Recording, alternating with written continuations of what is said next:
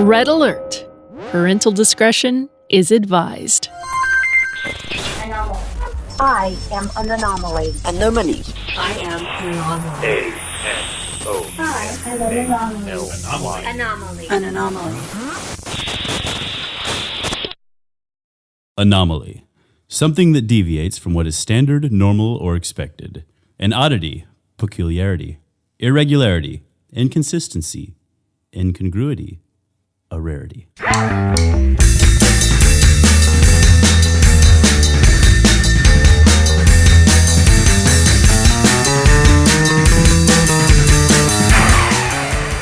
Hello and welcome to the Anomaly Podcast. I'm Jen. Back in November of 2018, I took my 14-year-old niece Carly to Alamo City Comic-Con in San Antonio, Texas. Actor-singer John Barrowman was the celebrity guest she was the most excited to see. He twirled on stage at the start of his panel in a lovely blue Tardis dress that sparkled along with his smile. Carly knew him as Captain Jack Harkness from Doctor Who, but he's also played many other roles, including characters on Torchwood and Arrow. In addition to that, he's appeared on Broadway in the West End, in The Phantom of the Opera, Miss Saigon, Sunset Boulevard, and Matador. As I mentioned at the end of our last episode of Anomaly, which you should totally check out because it was about the upcoming Captain Picard TV series, I didn't know who Barrowman was before seeing him at this con. I know. And I totally wasn't sure what we were in for when I took my rated PG-13 niece to his rated NC-17 panel. I cut the beginning of the panel to save time, and sadly, I had to remove John Barrowman's beautiful rendition of Christina Perri's song, 1,000 Years. The speaker volume was so loud at the panel, it distorted the audio beyond repair. Other than that, I didn't cut a thing. And John Barrowman is very fond of F-bombs and sexually explicit banter. My niece was one of the few audience members in line to ask him questions when he invited them all on stage. Barrowman turned to Carly after a few minutes to ask how old she was. When she replied with a meek, 14, he gasped, found me in the audience, and asked if I was okay with her being on stage with him. It was her first big con, and she was getting to meet one of her favorite actors. It totally made her day. Be sure to visit the show notes for this episode at anomalypodcast.com to see photos from the con, including one of John in his Tardis dress. You'll also find links to other panels recorded by Anomaly. Find the complete archives of all of our episodes at anomalypodcast.com or subscribe for free through Apple Podcasts and never miss an episode, including the 2 bonus episodes coming later this month.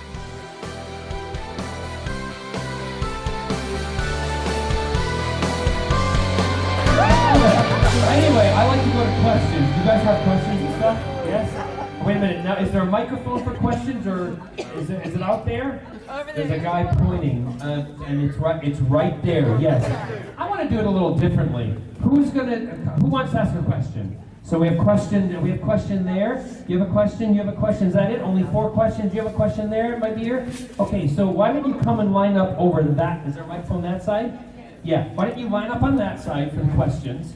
Okay? And we're going to do something different. Since it's a nice little intimate room and we have so many problems, I want to make it up to you. Okay? We're going to have sex on stage. You don't have to do anything, just stand there.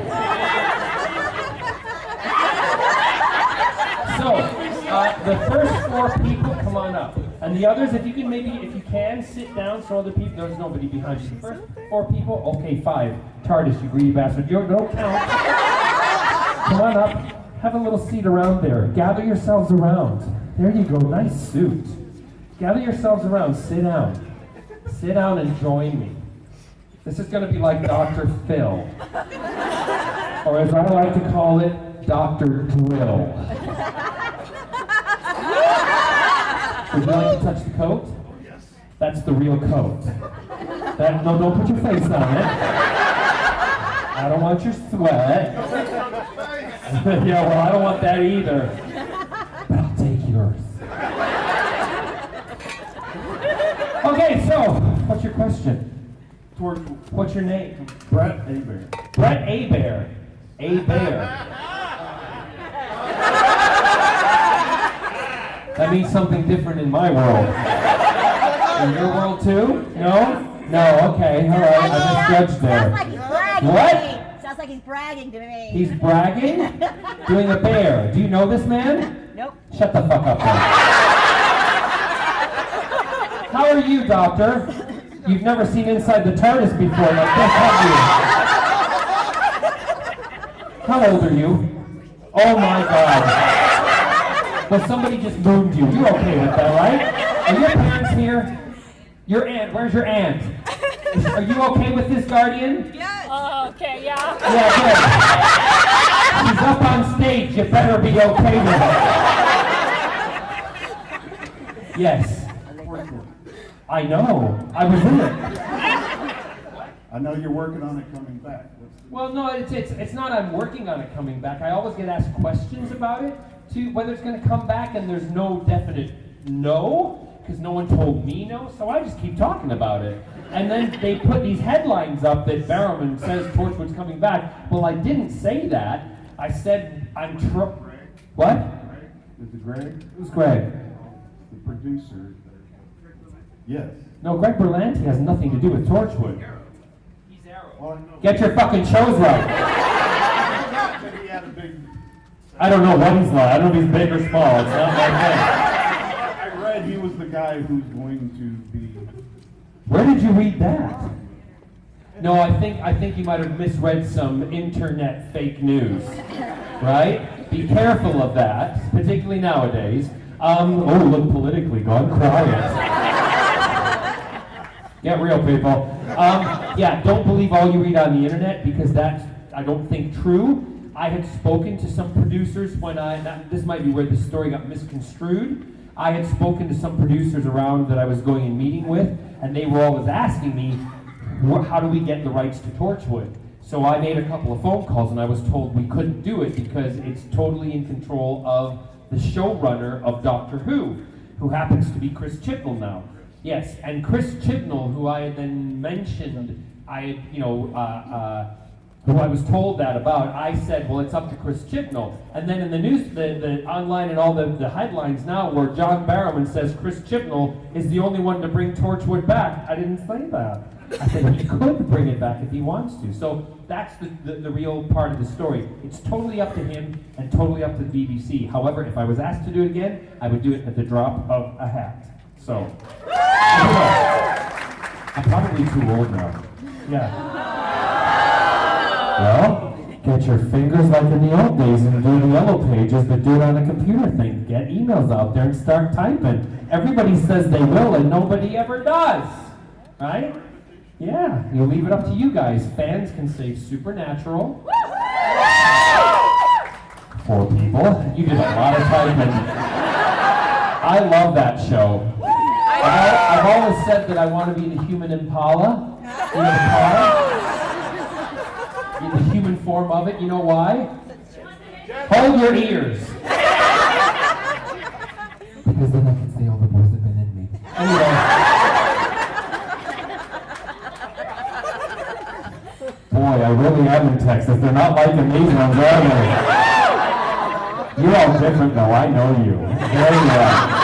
Thank you for your question. Okay, you can fuck off now. No, someone else can come up. We're going to go to you first. Second. Thank you. And be careful getting down, yes? I'm not responsible if anybody falls. Don't fall. Yes, what's your name? Carly. You can stand up, Carly. Carly has arisen. What's your question? I wanted to know, what is your opinion on the newest Doctor being a girl? I think it's awful. Just kidding.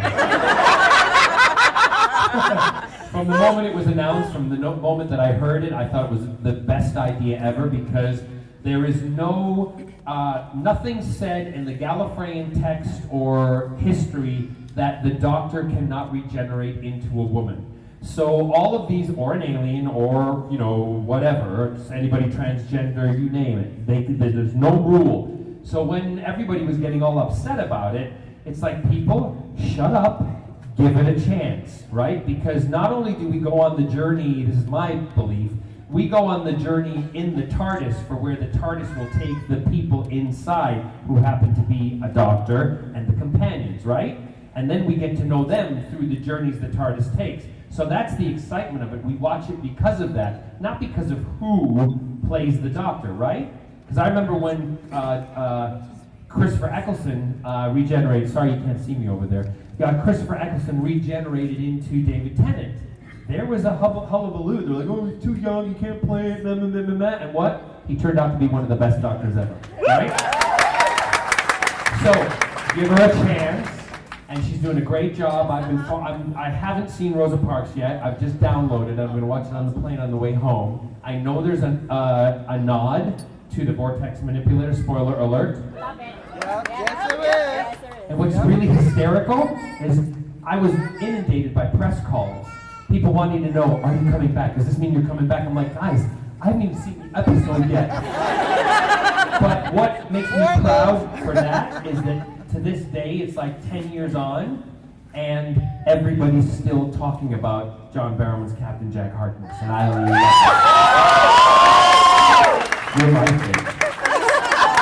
Thank you. What do you think about the new Doctor? I haven't watched it yet. Okay, so why did you ask the question? You were trying to stir it up, right? You know her outfit that she wears. There's a little nod to the suffragette movement in the outfit. And that's all I'm going to say, because I know Ray put something in there. He talked about it in an interview, and see if you can figure out what is the nod to the suffragette movement in the new Doctor's outfit. I already know the answer, and I know another person out there does too if she's here. So that's something for you to look up, okay? Enjoy it. She's good. You're welcome. And hey, girl power. Hi, how are you? I'm not gonna ask you a question yet. I wouldn't do that to you, Doctor. I wouldn't leave you hanging.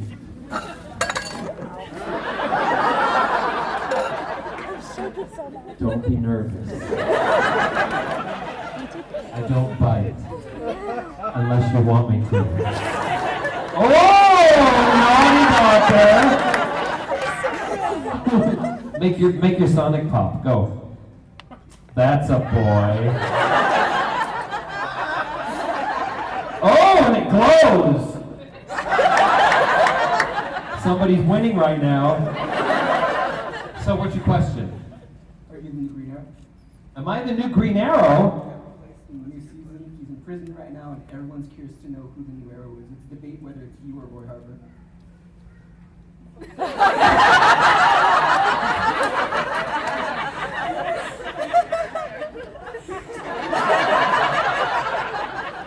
Thank you for your question.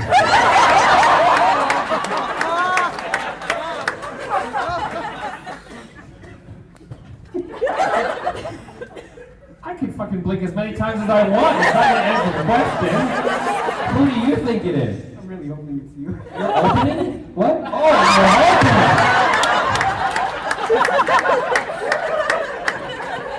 it. It's been a long day today. You're hoping it's me. Okay, good. What, you think if I knew I was going to tell you? Really?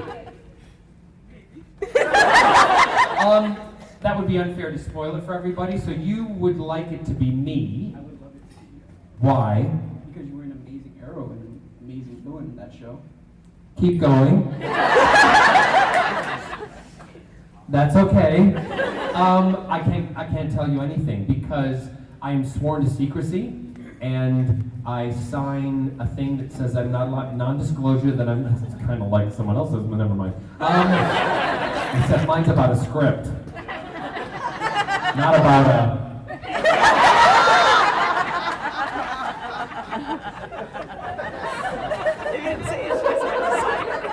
Hey, did you think it would be a calm panel at all with me, right? I've lost my train of thought now. No, we signed a piece of paper that says we're not allowed to talk about anything that's coming up. All I know is I was back up there filming. That's what I can tell you, okay?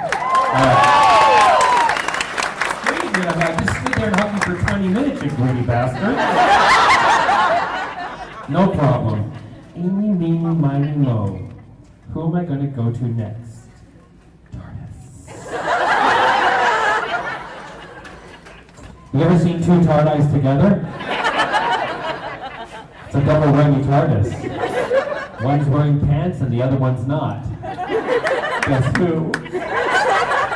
What's your name? My name's Chris, Chris. Where are you from? San Antonio. Hey! What's your question, Chris? Well, today's my birthday. Happy birthday! So you've already made my birthday. Have I? What did I do for you that I don't know? Oh, just you being you. Awesome. Awesome. You're amazing.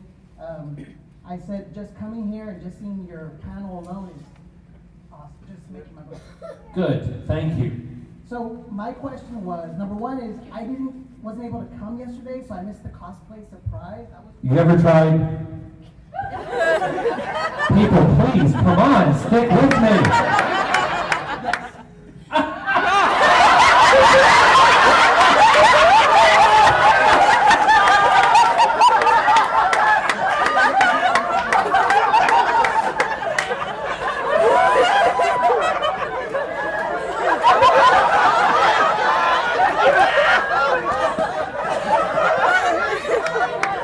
I love when people get flustered and confused and just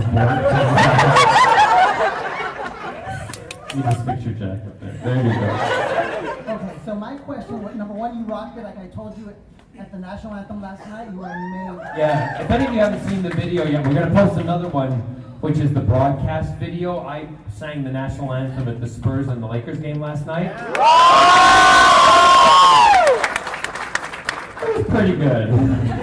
And I wore my LGBTQ Superman shirt, and I wore the ampersand pin to show our support of transgender people who they're trying to wipe off the planet. So that was a big deal for me, and the fact that they allowed me to wear it, and they didn't have a choice. But for me to be able to get up as an openly gay man and sing about my freedom in the United States of America, which is freedom for all, that was important to me. And to be able to do it here was a big deal. So my question is about just evolving. So I love the person you are today, so I'm pretty sure you weren't always, unless you were. I just wanted to know, because I know Doctor Who opened up so many doors for you. Yeah, but Doctor Who opened a lot of doors for me, but also remember I had a 13-year career prior to Doctor Who in musical theater in the West End, in London, and on Broadway. I'd also done for 13 years children's television, believe it or not. And I had two of the most popular children's TV shows in the UK. I produced my own TV shows. I also had variety shows on Saturday nights on the BBC. So there was a lot before. I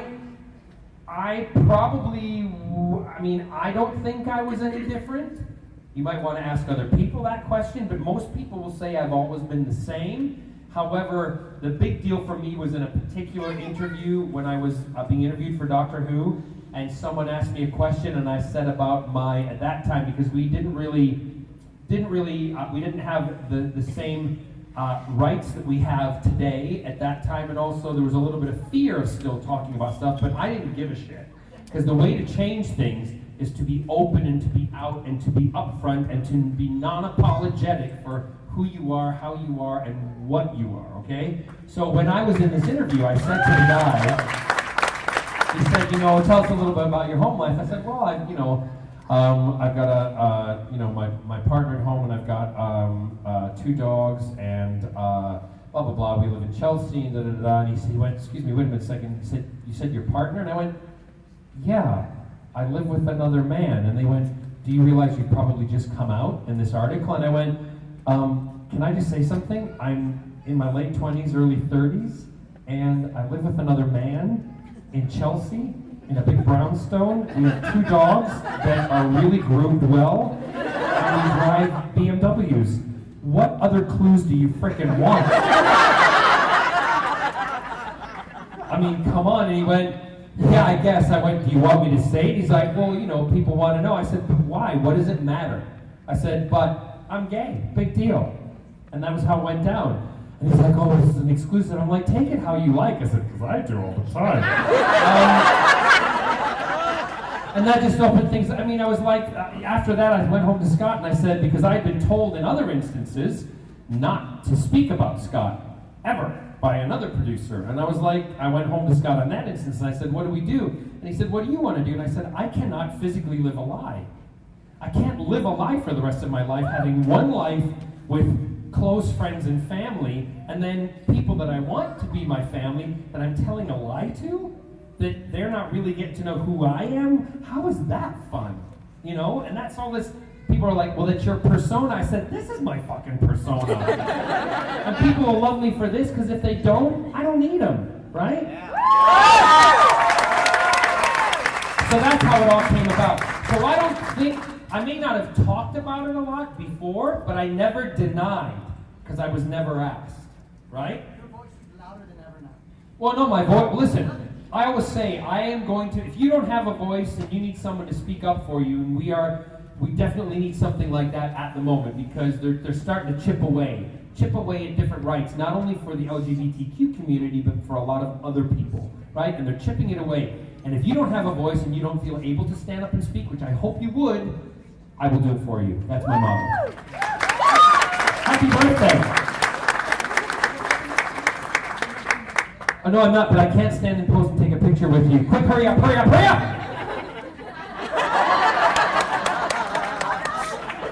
Do you know how to use a fucking phone? Did you get it? Thanks, fuck for that.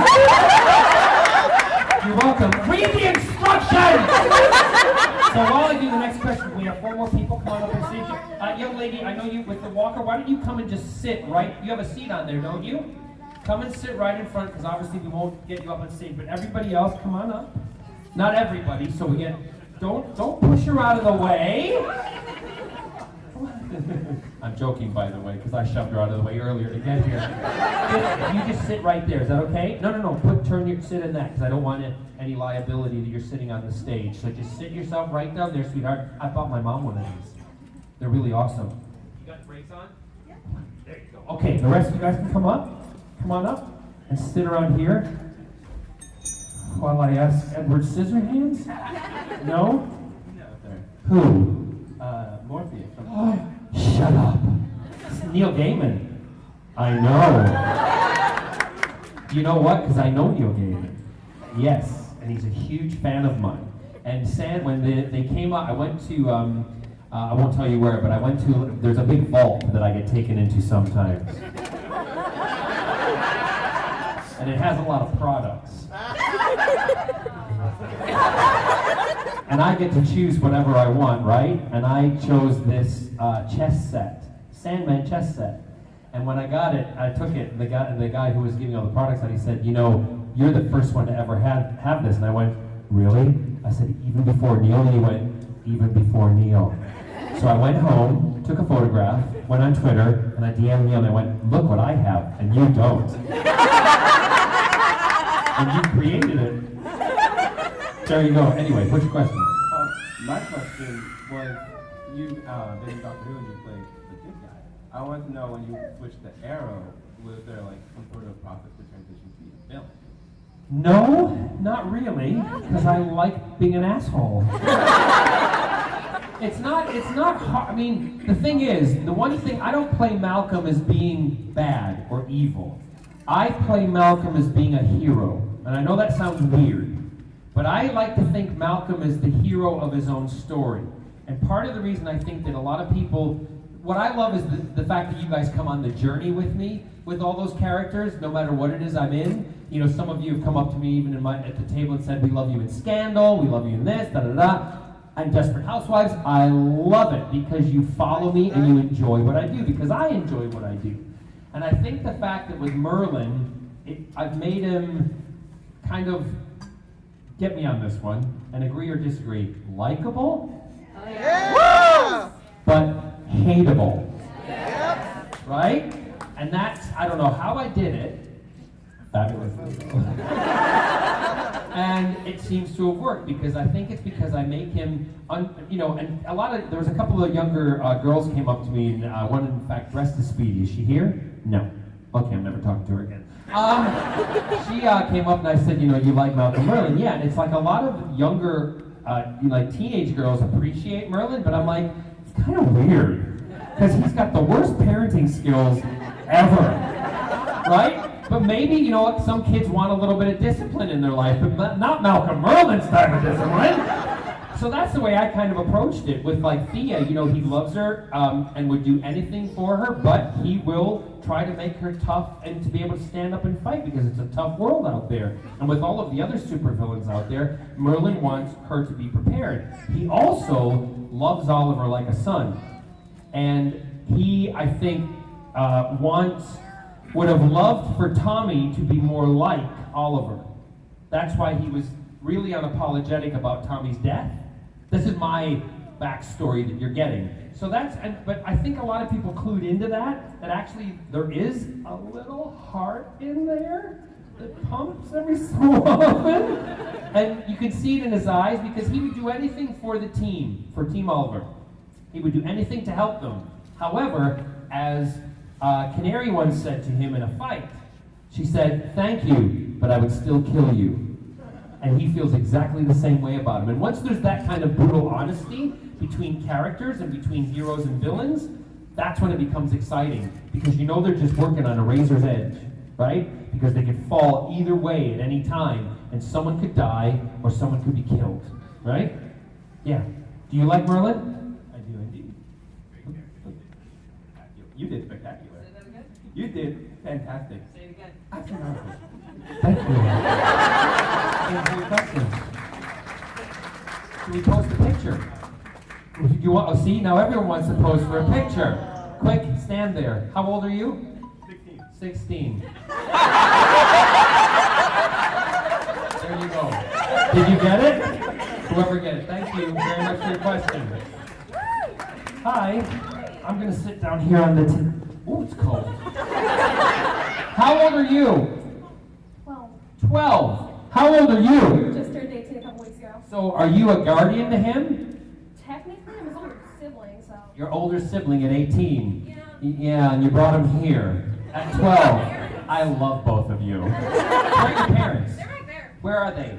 So you're cool? Great, okay. I love families that are progressive.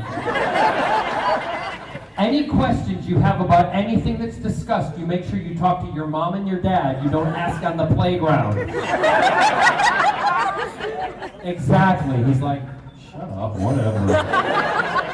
They don't have a playground in his school? Junior high. They don't have a playground in old junior high. So where do you go outside at school? They don't. The gym? They go outside for gym when they have to run laps sometimes.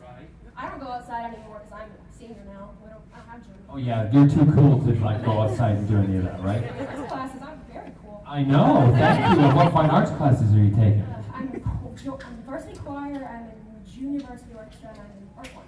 Are you good at math? I don't take a math class anymore, but I have 5 math credits. So. That's good, because music is math. It is. I'm at a piece in 12/8, I think, right now. Can you count in 12/8? Yes. It's the 1, 2, 3, 4, 5, 6, 7, 8, 9, 10, 11, 12, 1, 2, 3, 4, 5, 6, 7, 8, 9, 10, 11. Very good. She did the hand gesture. The proper one. What's the question? Well, I actually just came up here to get down. I want to compliment you on the dress, but it looks amazing. Thank you. I know it's personally made. It cost a freaking fortune. Yeah, because these are all Swarovski crystals. Yeah. Yeah. You can get an El Hoffer design online who do all my cosplays. You can order them. You can get them at a lesser cost. But if you want the fabulous John Barrowman one, you better start working. Or remortgage your house. Because trust me, I'm still paying for this one. So it's his question. So what is your name? Ree? Ree, and your name is? Alistair. Alistair. Great names. So what's your question, Alistair? What is your favorite food?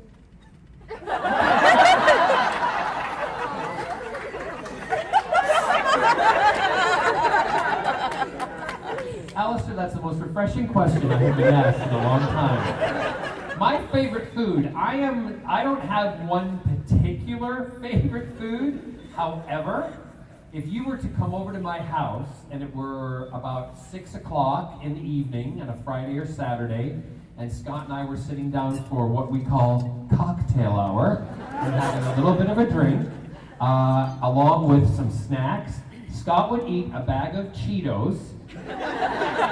I kid you not, not the little bag, the big bag. He'd sit and eat a bag of Cheetos and have a vodka tonic, and I would have, you know those, they're like, the Doritos lime flavored Doritos? What? Vaguely, you know them? Okay, that's good. Don't eat a lot of chips. That's good. This is about me, not about you. So I would eat those, but my favorite thing in the whole wide world, and I love it, Dean's Dip. Do you know Dean's Dip? Go to the supermarket and get some Dean's Dip. It is like eating plastic.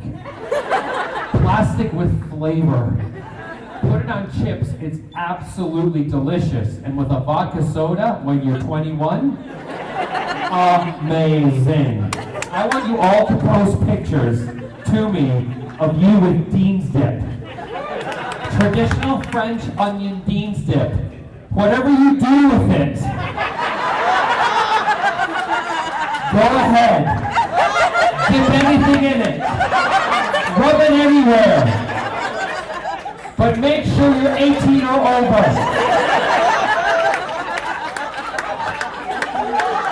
Put it on a potato chip. Dean's Dip. What's your favorite food? No, nothing. Everyone's, what's your favorite food? I like fettuccine alfredo with chicken. Hey, fancy. I'm coming to your house. Do your parents cook that?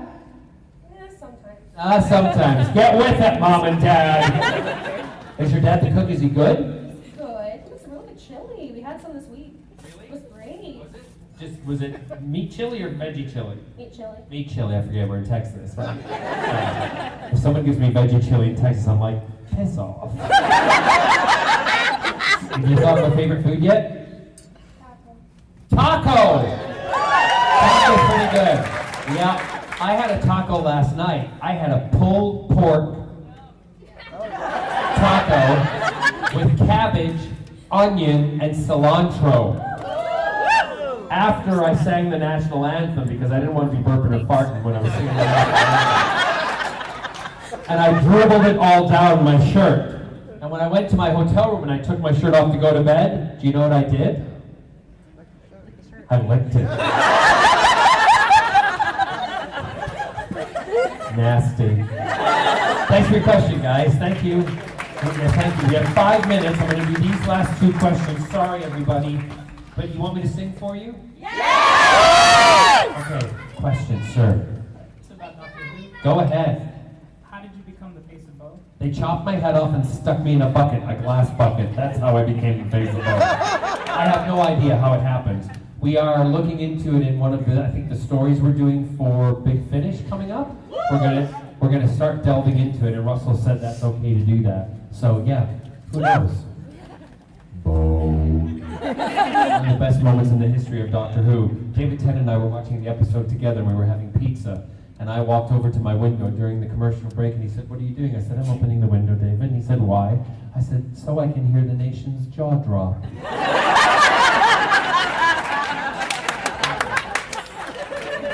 All right, sweetheart. I heard you playing with your Sonic. Yeah. Oh, it's the new one! Spins and everything. What's your question, Marla? Dean, Marla Dean, nice to meet you. What's your question, sweet? wanted to know, is there any chance you'll ride in the Tardis with the new doctor? I have no idea. It's not up to me. Again, that's a thing that's up to Chris Chibnall. and up to the showrunner. However, I remember Russell T. Davis saying something a long time ago. He said, "We're not," and I know the fans would love Jack to be back, but he said we're writing it not just for the old fans, we're writing it for new fans. So they have to keep moving the show forward. That doesn't mean I wouldn't love that they did a little homage to him or brought him back, like, he bumps into himself or whatever. I don't know. We'll see. But I know that the reaction, he would be like, well, I can work with that. Exactly. Wait till you see my cosplay coming up next year. Might be just something like this. There you go, sweetheart. Thank you, Marla. Appreciate it. Big round of applause before I forget for our side.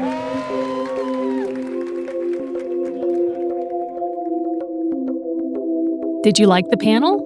You can write to Anomaly at girlygeeks@gmail.com to let us know. Send us a voice memo at that address or call our voicemail line at 432-363-4742. Would you do us a favor? Tell your friends about Anomaly and help us grow our audience by rating our show in the Apple Podcast app. We found a producer, someone who will help us edit and record our show, so you can look forward to more Anomaly episodes coming soon in the future. You can help us thank our new podcast producer/editor by donating to the show through PayPal. You can send your PayPal donation to girlygeeks@gmail.com. That's girlygeeks with a Z @gmail.com. I'm Jen. You've been listening to the Anomaly Podcast, where female and fandom converge.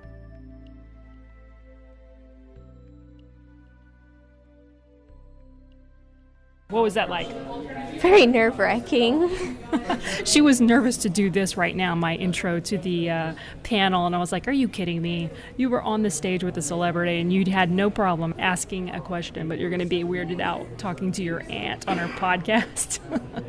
It's a first for me. Yeah, it's but a you did first really for well. everything. You did well. You asked a good question, too. I liked your question. So, how's your experience been so far? It's been really fun. I like it a lot. And you're dressed up. Tell everyone who you're dressed up as and explain kind of the character. My name's Connor. I'm the android sent by CyberLife. I deal with deviants at the Detroit City Police Department. This is a game on PlayStation, right? She's been recognized several times, and a bunch of teenage boys gathered around her to have their picture taken with her. What? So this is Carly's second con, but her first big con, right? Yeah. We've seen a few things on the floor that we have been eyeing. We might have to go back and check out, see if they've dropped the prices on it. Lots of supernatural things. Yes, she likes supernatural a lot. All right, well, there's no video. But you can go to the show notes and see the video that I've just been talking about with Carly and He gave me a Jonathan. hug. Yeah, and he was wearing a Doctor Who dress.